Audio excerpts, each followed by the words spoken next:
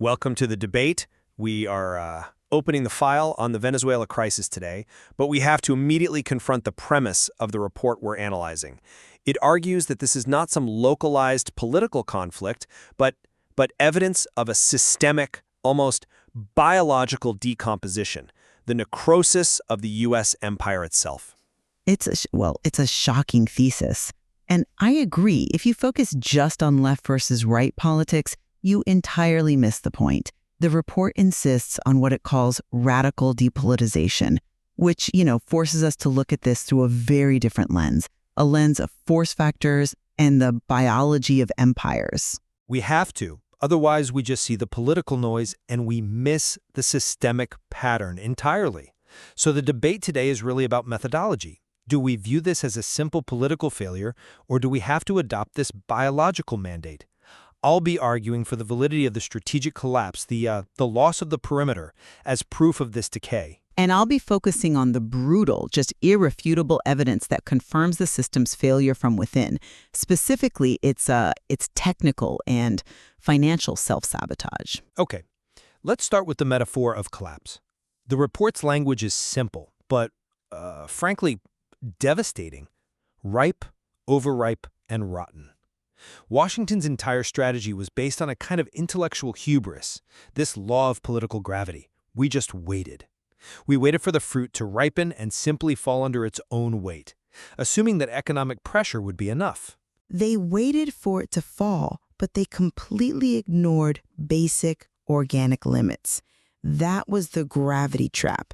The economic pressure, yes, it weakened the structure, but when the political break didn't happen, the system shifted. It went from ripe to overripe, and that's when the necrosis phase really began. And an overripe system, contrary to what you'd think, it doesn't detach easily. It actually adheres to the branch with a greater tenacity than a healthy one. Exactly. The political system refused to snap. It became highly toxic, dehydrated, but the hard core of power remained. The problem now, in what the report calls the rotten phase, is that the fruit is totally unfit for consumption. You can't just pick it up and process it. And that's where the lethal systemic problem emerges. Because rot fulfills an ecological function. It attracts scavengers. Russia, Iran, China, they're not in Caracas to be nation builders. They are feeding on the decomposition. You could almost argue they're using this necrosis as a biological weapon to infect the entire regional tree, which is, of course, the Monroe Doctrine itself.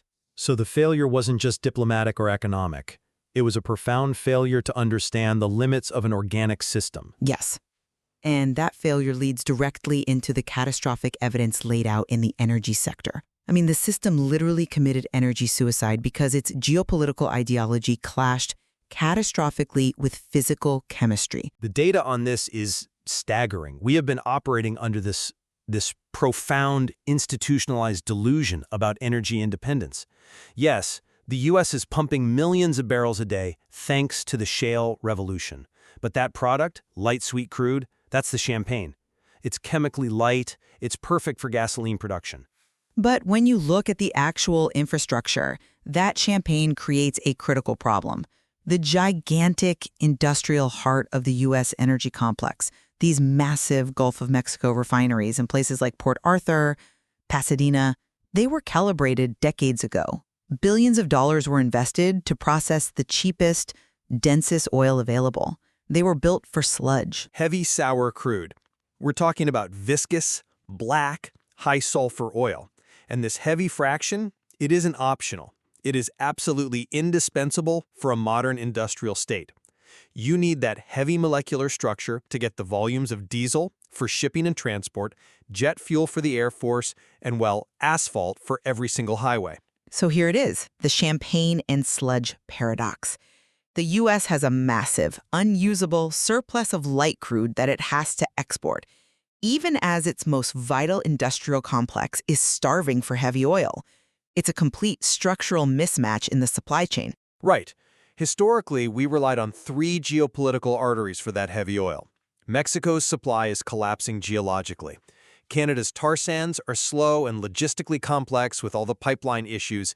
Venezuela, which is just a few days' sail from Texas, was the natural, the logical, the perfect supplier. And that logistical reality makes the tactical error just unforgivable.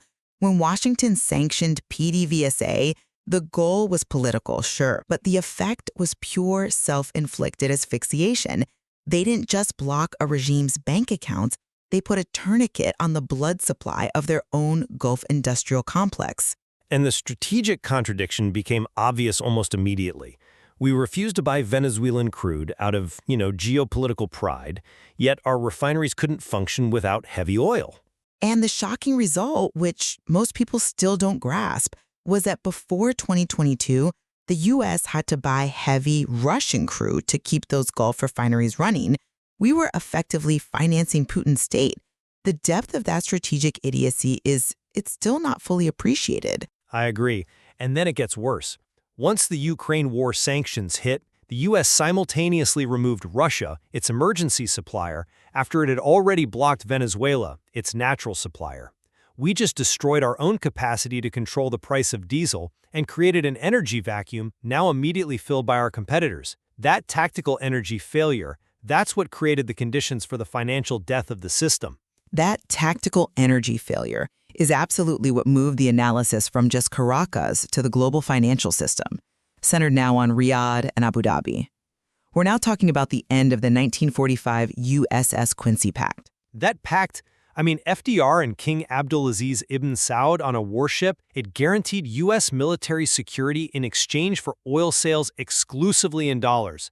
That simple handshake turned the dollar into the foundational global energy currency, the Petrodollar. It ruled the world for 80 years. And now that agreement has been unilaterally breached. I wouldn't even call it a moral betrayal so much as a strategic consequence. Saudi Arabia and the UAE formally joining the BRICS Plus bloc. That's the signal. It's the signal that they believe the U.S. can no longer deliver on its core promise of protection. They saw the chaos of the Afghanistan withdrawal, the inability to stop Houthi missiles, and they just concluded the contract was void. Regardless of the motive, the arithmetic consequence for the dollar is horrifying. This new BRICS Plus cartel, Russia, Saudi Arabia, the UAE, Iran, and you throw in the Venezuelan orbit, it is a mathematical nightmare for Washington's global control. The numbers are undeniable. That bloc now controls, 80% of the planet's exportable oil. This isn't just a political alliance. This is a vertical monopoly with the capacity to fundamentally restructure the entire global settlement system. Okay, but let me just challenge the idea of immediate death here. While this 80% control is extremely alarming, the sheer volume of global trade and debt settlement still overwhelmingly favors the dollar. It's an existential threat, no question, but is the dollar truly dead today? The link has been severed. That is the mechanic of its death. The dollar is no longer required for the world's most crucial physical commodity, energy. The ghost ships carrying Venezuela, Iranian, and Russian crude today are being paid for in Chinese yuan, in rupees or dirhams, and they're cleaning the funds through Dubai's networks. And Venezuela, in its rotten state, serves as the anchor for this entire system. It ensures the U.S. can't recover energy independence, and it provides a permanently sanctioned, high-volume source of crude that exists solely outside the petrodollar system. So when the dollar's essential link to physical reality is cut, it's just paper. It's paper backed only by faith and, $35 trillion in mounting federal debt?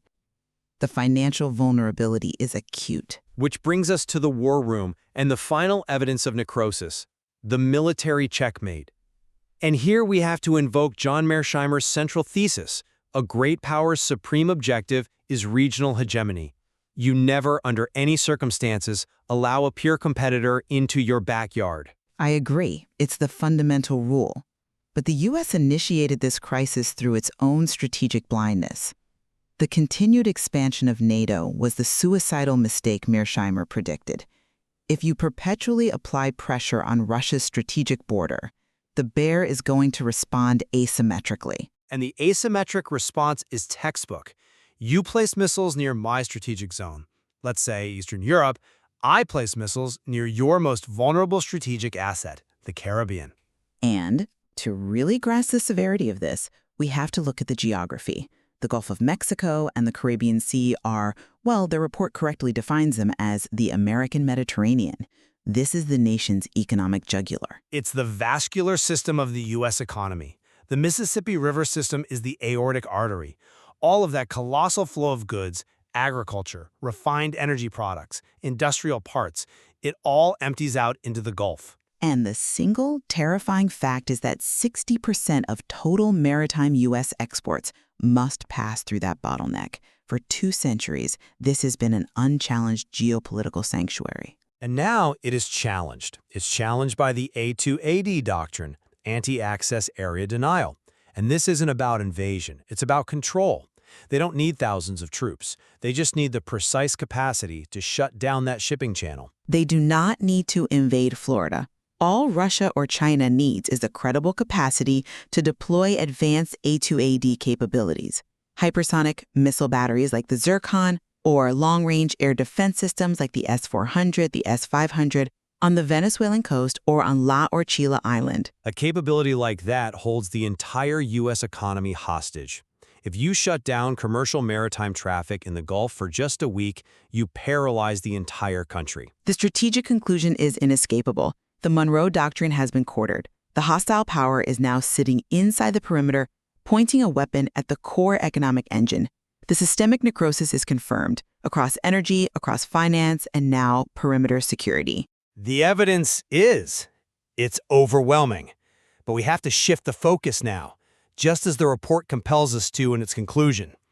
The collapse generates this natural fear, but we have to adopt a different frequency, the necrosis paradox. Rot is fertilizer. The decay of the old system, the usury, the reliance on the petrodollar, the centralized control, it's the indispensable prerequisite for new life. If the old pulp doesn't rot, the new seed can't germinate. This collapse is, in a way, historical composting. I see why you emphasize that point. The focus shouldn't be solely on the building falling. We have to look at the sky that remains free after its fall. The dying father state is, in a sense, the liberation of the individual. The Venezuelan crisis, the oil paradox, these are just symptoms.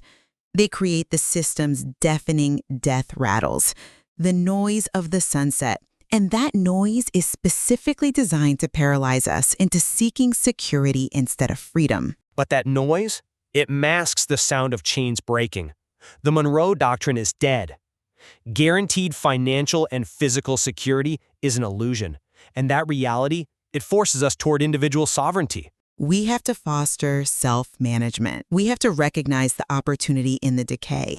Don't be paralyzed by the noise. Let them rot. Let them fall. You are the seed that was just waiting for this fertilizer to finally start growing. This material certainly demands continued, rigorous analysis and a great deal of profound personal discernment.